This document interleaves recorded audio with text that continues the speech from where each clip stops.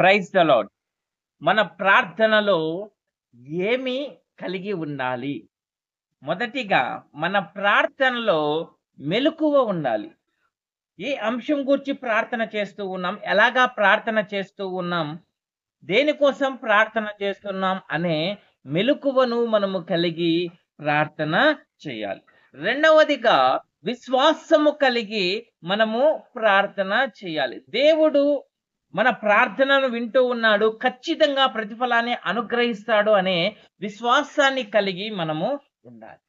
మూడవదిగా నిలకడ కలిగి ప్రార్థన చేయాలి. పట్టుదల కలిగి మనము ప్రార్థన చేయాలి.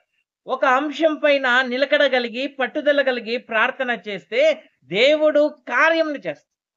అలాగే మన ప్రార్థనలో విజ్ఞాపన కలిగి ఉండాలి. ఇతరుల కోసము, మన బంధువుల కోసము, చుట్టూ ఉన్న వారి కోసం, ప్రతి ఒక్కరి కోసము మనము ప్రార్థన చేసేవారిగా ఉండాలి.